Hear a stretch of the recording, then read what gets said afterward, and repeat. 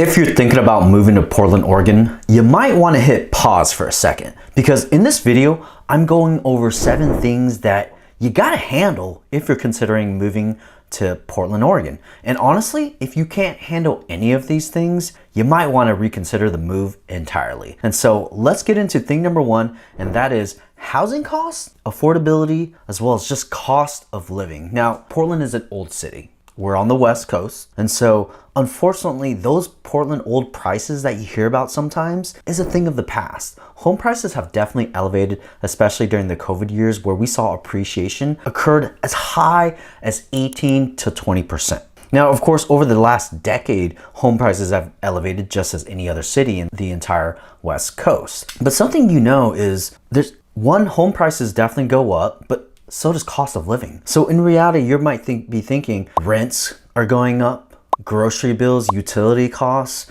gas, commuting costs. And so all that you have to actually budget accordingly, because Portland, Oregon, as well as Southwest Washington is kind of ranked a little bit above average in terms of these specific costs and home values in general. Now, rents have definitely skyrocketed ever since COVID happened, just because the large demand that we're seeing, especially during COVID, where we saw a lot of influx of people coming from Seattle as well as California.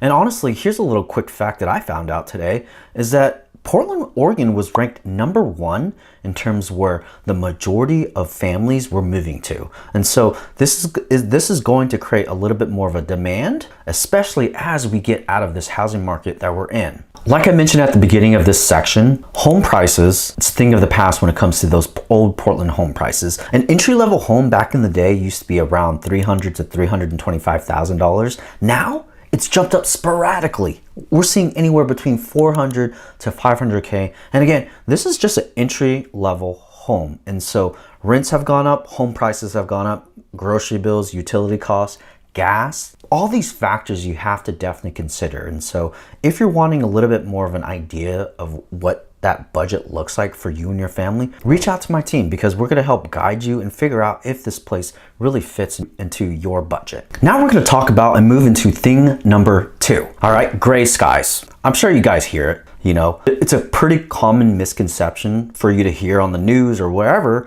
that there's heavy torrential downpour of rain. That's actually not true. It's almost the opposite. What we actually see is long stretches of gray skies. Now, is there rain? Yes. Is it heavy? No. But what you typically see, especially today when I'm filming this video, is it's just overcast. And it's been like this for the past 2 to 3 weeks. And you can expect this to continue to occur with some chances of rain, light drizzle. Maybe it's gonna be sunny one day. And this is gonna continue until we hit that spring, that late spring and summer times of the year. And so in reality, gray skies can really affect, your perception. It's affected me. Whenever I first moved here many years ago, I didn't realize how much of an impact that the environment had, especially on one, physically not being able to go out and do stuff, especially accustomed to whenever I was living in Texas. But more importantly actually, is mentally. Seasonal affective disorder is real, and it greatly affects the newcomers,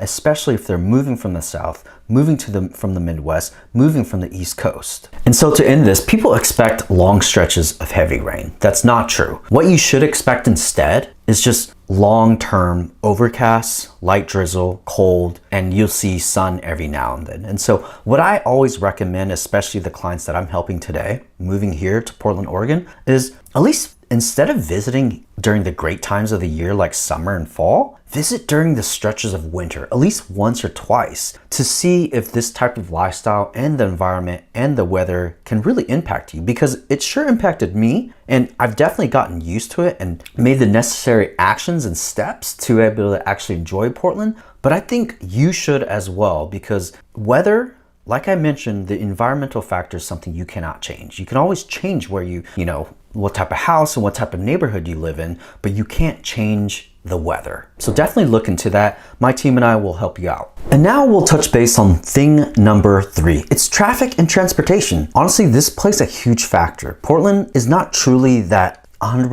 of the time you can just walk anywhere. We're more of a biking city for sure, rated number 1 in the whole US. About 90 to 95% of the population here in the metro are going to use some sort of transportation, whether it's a car, some sort of vehicle, right? Now, understand that Portland is built on an old gridlock system, West Coast style. And so north, south, east, west, right? We're also divided by the Willamette River that divides the halves into the east and west side. But then that river, there's gonna be up to 12 bridges that connects the sides together. These 12 bridges create immense bottlenecks. And then we also have a bridge that connects Vancouver to Portland, Oregon that creates a huge bottleneck, especially when you see a lot of people commuting back and forth for one, leisure, but two, for work in itself. What you see oftentimes is with these bridge bottlenecks is rush hours start much earlier and also end much later. And so in reality, you might think a 15-mile drive on the map, but in reality, it could take up to 45 minutes to an hour long, depending on where you live, what neighborhood you're in, and what bridge you're gonna be taking. Because again, these bridge bottlenecks creates such a headache, especially when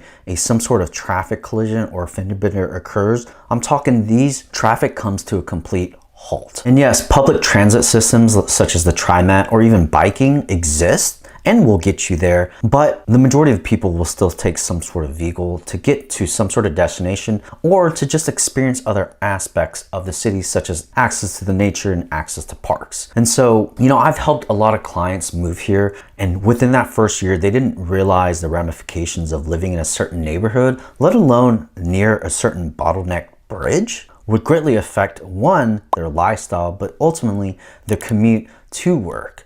And so if you're considering moving here to Portland, Oregon, transportation, obviously the cost of it is important, but understanding that you don't necessarily want to live in your car the whole time, because I certainly didn't whenever I first moved here. I made the mistake of living in North Portland, the Bethany area, and then before I got into real estate, I was working in Wilsonville. So commuting back and forth takes a huge toll on you. So don't make the same mistake that I made, okay? Because ultimately, neighborhoods as well as certain bottlenecks are gonna be completely important to you. And so if you're watching this video and considering moving to Portland, Oregon, and you wanna understand what is the best neighborhood, what is the best bridges that you wanna potentially avoid so you don't have to just live in your car the whole time, definitely reach out to my team. Give us a call, an email, a simple text. It doesn't matter.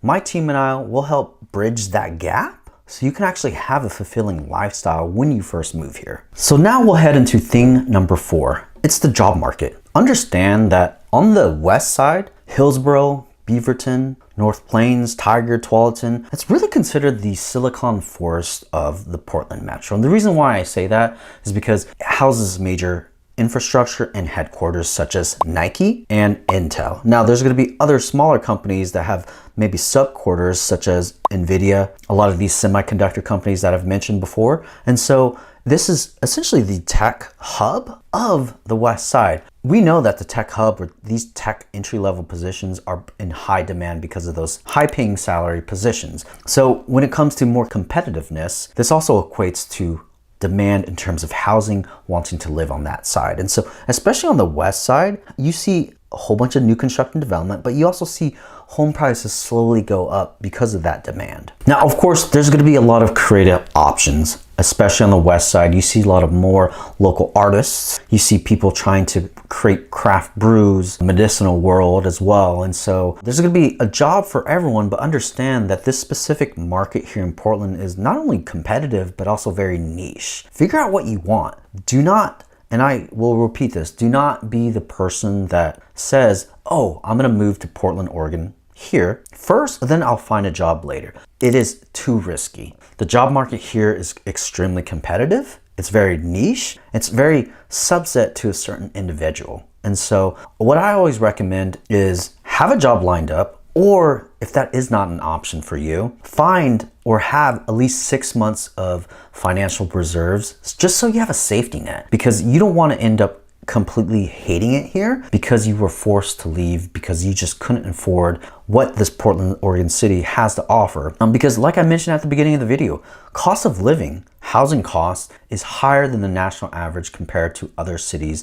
throughout the entire US. And that's why planning is just so important when it comes to moving from state to state, let alone across the country.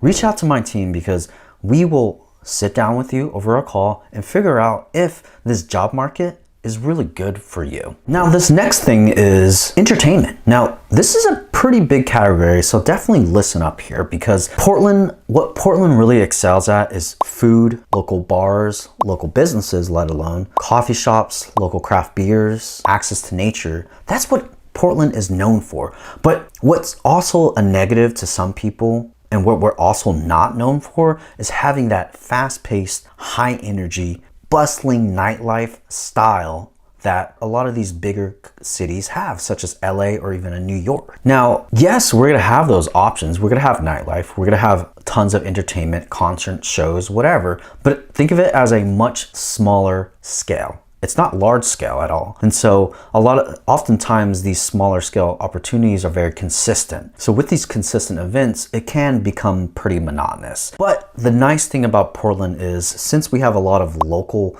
businesses and that local infrastructure that everyone loves to support, creative artists, comedians, whatever, there's a multitude of them. And so if you're looking for entertainment, just go out and try other things. Go out thinking that you might actually end up enjoying a certain show or a certain concert opposed to what you're typically accustomed to. Like, we're not in New York or LA, like I mentioned at the beginning of the section. And so if you're thinking you're gonna come to Portland, Oregon, thinking that this is gonna be such an amazing city, we're more laid back here. That's just how we are. It's a little bit more introverted compared to a lot of these cities across the whole US. And so understand that degree and that ramification. If you're looking for fast, bustling lifestyle, the city's for sure not for you. But if you are looking for other ways, such as access to nature, the food scene, the coffee scene here, then maybe this is an option for you, because I know it's an option for me whenever I first moved here, and I have not looked back since. I'll be honest with you guys, I've helped a few clients here move from, for example, the southern states, move to Portland, Oregon, because of the thrill of access to nature, a multitude of hiking options, a whole bunch of waterfalls, food options, the bar scene, whatever. But then after a couple years, even after, providing all the details and giving my recommendations of what to do, they end up still not liking it here and moving out because the city didn't give enough for what they thought they wanted. And so let's head into the next thing, which is thing number 6. Portland is unique. Our culture here is just very unique. We have very strong opinions, and we also have very strong, unique values. What I like to say, or what I like to think at least, is Portland is unapologetically Portland. I'm sure you've heard the saying, keep Portland weird. Yeah. And so the theme is pretty dang consistent ever since I moved here many years ago. I didn't feel welcomed. I didn't feel at home just because I was accustomed to a much different lifestyle. I mean, I moved across country to live here. Of course, it's going to be very different. So you need to understand that wherever you're moving from, it's going to be probably 100% of the time much different than what you're accustomed to, but you have to adapt to really, truly enjoy it here. So for example, it was a culture shock for me whenever I moved here, especially from one of those conservative states and a faster lifestyle, that it's just much different here. People who thrive here understand what Portland has to offer and what it will, and most likely what it'll continue will, rather than being so adapting and changing like other cities in the US. And honestly, this specific thing of culture and values and social norms, this is kind of like something that not a lot of people or videos are actually going out and saying. Like, understanding the values and the culture here and the norms that we have here could make or break you. And it makes all the difference on whether you're actually going to have an enjoyable lifestyle here in the Portland metro area. Now let's head into thing number 6. It's homelessness, certain areas, certain neighborhoods, and how it affects you. So when it comes to safety and awareness of certain neighborhoods, it varies from block to block. Not only that, it's going to vary from neighborhood to neighborhood. What do I mean by that? One neighborhood might have completely considered tent city, a multitude of homelessness, maybe drugs, crime, whatever. Literally a block or 2 blocks down the road, it can be completely different, non-existent. And the reason why it's this way is because the inconsistency with these options being enforced by the local government or the local county. And so understand where you want to live is huge whenever you're considering moving here, because, I had a client, we hopped on a Zoom call And, we spoke about specific timeline, what price budget they're looking in, what they're looking for in their ideal perfect house. We started looking in one specific area, but we noticed a multitude of options that just were great, but the environment played a factor. Like I said, tents, crime, transients walking everywhere. And so all we did was literally move 2 blocks down the road, a certain school district, and it made the picture, their experience, their lifestyle 100 times better. Now, will it always be and remain that way? Probably not, because like I mentioned before, the inconsistency of these issues being enforced is ever changing and will continue to be ever changing. So it can be pretty shocking for buyers to understand, and as we're viewing houses, it can be shocking for buyers to see that 2 neighborhoods are radically different, even though they're right next to each other. And so that's why it's so important to, 1, do your research, but 2, talk with an agent who actually knows certain areas, certain neighborhoods, spots where it's going to be considered more safe for you and your family. And that's it. Those are the 7 things that if you can't handle them when you're considering moving to Portland, Oregon, then maybe the city might not be for you. But if these challenges, like I said, like the homelessness, like the rising cost of living, like I said, the housing, as well as the infrastructure here built, especially when it comes to transportation, if these challenges don't scare you, then you'll probably end up loving Portland just as much as I do. Check out this video next where I go over the pros and cons of living in Portland and moving to Portland, Oregon, because this is going to give you a full picture or not if Portland, Oregon is right for you. Okay? And if you're new here, definitely subscribe, hit that notification bell if you found this video useful, because I drop videos every single week, helping you make those informed decisions on whether or not Portland, Oregon is truly right for you and your family and what lifestyle that you want.